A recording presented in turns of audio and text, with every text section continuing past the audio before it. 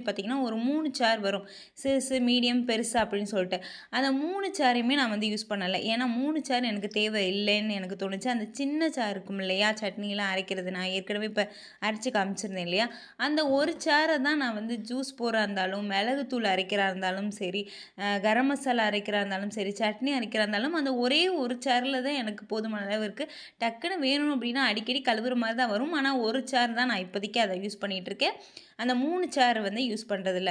இந்த மாரி நான் வந்து தேவையில்லாதத அந்த சேர வந்து வாங்கிட்டோம் அப்படின்னு சொல்லிட்டு எல்லாத்தையுமே யூஸ் பண்ணாம கொஞ்சம் வந்து குறைச்சுக்கிட்டேன். அதுக்கப்புறம் நான் வாங்குன பொருள் எனக்கு ரொம்பவே டைம் சேவிங் பண்ணி குடுக்குறது பார்த்தீங்கன்னா, இண்டக்ஷன் அடுப்பு தான் கிச்சன்ல வச்சிருக்கிறது. நான் வச்சிருக்கிறது பட்டர்ஃப்ளை மாடல். இது பார்த்தீங்கன்னா, நான் வந்து வீடியம் பிராண்ட்ல வந்து 2 பர்னர் இருக்கிற கேஸ் அடுப்பு தான் நான் யூஸ் பண்ணிக்கிட்டு இருக்கேன்.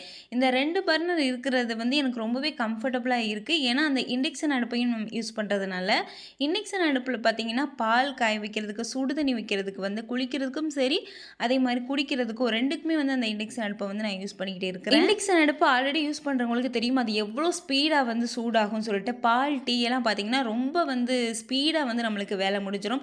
இப்ப கிட்டில்லாம் வச்சு நம்ம சுடு தண்ணி வைக்கிறோம் இல்லையா?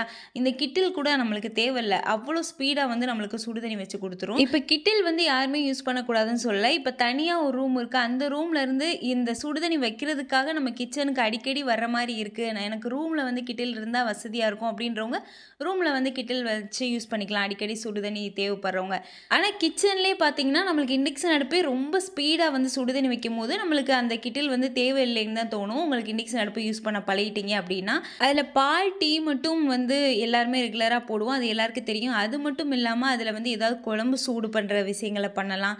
அதேமாரி இப்ப நான் சொன்னேன் இல்லையா, ஒரே ஒரு முட்டை மட்டும் வந்து நான் அவிப்பேன் அப்படின்னு சொல்லிட்டு.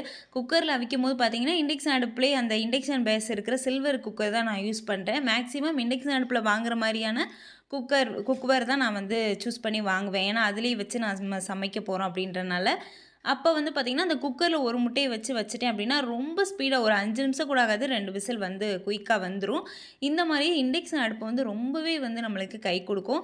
இந்த இண்டக்ஷன் அடுப்பு வாங்குனோம் அப்படின்னா, அந்த கிட்டிலோட வேலையும் நம்மளுக்கு இருக்காது. பெருசா அந்த 3 பர்னர், 4 பர்னர்ன்னு சொல்லிட்டு நெறைய பர்னர் இருக்கிற கேஸ் அடுப்பு வைக்கிறதுக்கான வேலையும் நம்மளுக்கு கம்மியாகும். அந்த இடம் வந்து நம்மளுக்கு கம்மியாகும். நேரம் வந்து ரொம்ப மிச்சப்படுத்தி குடுக்கும். கண்டிப்பா வந்து இண்டக்ஷன் அடுப்ப வந்து நல்லா ரெகுலரா யூஸ் பண்ணி பழகிட்டீங்க அப்படின்னா இப்ப தேங்காய் எடுக்கிறதுக்குன்னே பார்த்தீங்கன்னா, தேங்காய் உடைக்கிறதுக்கும், தேங்காய் எடுக்கிறதுக்கும் நெறைய மிஷின் வந்து வந்திருக்கு இல்லையா? ஈஸியா வந்து நம்ம தேங்காய் எடுக்கிற மாரி.